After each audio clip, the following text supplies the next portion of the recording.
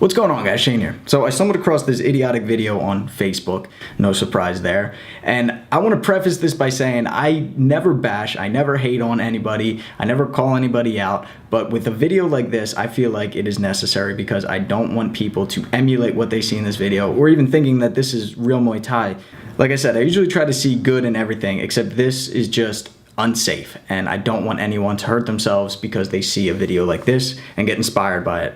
From the naked eye, this may look badass, this may look like a training montage from a movie, but I really need to explain why you should not be doing this, why this is doing more harm than it is good. Alright, so the idea behind this is you want to condition your muscles and your bones to be able to take hits. Conditioning is a real practice, body tempering is a real thing, except you don't kick people in the back of the head. That's illegal in boxing and MMA for a reason. You never roll metal objects or weights against your shins for shin conditioning. You never smash wood against your legs in order to condition your shins. You never see Thais do this in Thailand, but they have shins of steel. They're kicking heavy bags, they're kicking Thai pads. They might do some light sparring without shin guards, but it's a gradual process that takes months, it takes years. Ab conditioning, the ability to take body shots. Yes, it exists, but you don't do it by stomping, by literally jumping up in the air and stomping on someone, because that could break ribs, that could cause serious damage to internal organs. Guys, fighters suffer enough injuries as it is from normal training, right?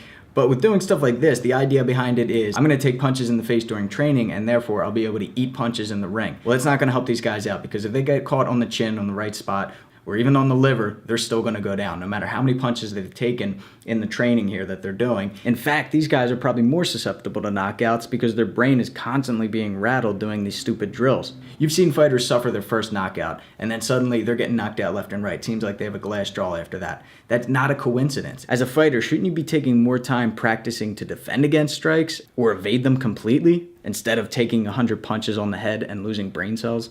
You have to train smart. Of course you train hard, right? But training hard means that you're showing up for class every day, that you're waking up early before work to go for a run, that you're breaking past those plateaus, not that you're having your coach punch you in the face and kick you in the balls. I just want to point out too, guys, that none of these guys are in good shape. And the head coach here, I feel bad hating on anybody, has terrible form. Like, what kind of uppercuts are these? People talk about, Shane, what are some signs that I'm at a McDojo? As long as they're not doing this stuff, you should be okay. As long as they're not throwing you into a fight before you have enough experience, then it's probably a decent gym. But if he's got you training barefoot in a park, kicking each other in the nuts, then you might want to avoid that place. Like I said, I'm usually a positive person, but when it comes to stuff like this, where they're obviously doing it just to get views with the shock factor, I feel like I have to call them out on it because I don't want anyone getting hurt or getting inspired by a video like this, thinking that this is real Muay Thai, because it's not. And I hate that I'm even giving them exposure, but I want to make sure that you guys are training smart. Of course you train hard, but it's more important that you train smart. Guys, I'm doing a seminar on July 2nd in Los Angeles at Sweet Science Boxing Gym. We're gonna cover Taekwondo kicks for MMA, which is super important because so many MMA gyms now only teach Muay Thai when it comes to kicks, and they're only focusing on low round kicks, body round kicks, head round kicks, and front teeps. There's no side kicks, back kicks, wheel kicks, hook kicks, crescent kicks. And if you guys can add that to your arsenal, and I'll show you how with different combos and feints and techniques, you're just gonna be that much better of a fighter and tricking people up. Since they're only throwing these kicks, that's the only kicks they know how to defend against. It's very rare that people are throwing side kicks to the face, or faking round kicks and throwing a snap kick to the chin.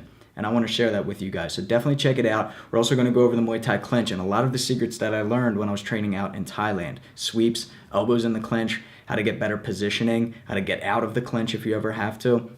And then we're going to go over drills for flexibility for high kicks. I know a lot of you guys ask about that. How can I get my kicks higher? We'll go over stretches, but also drills that you can do to make sure that you're getting that kick up at head level.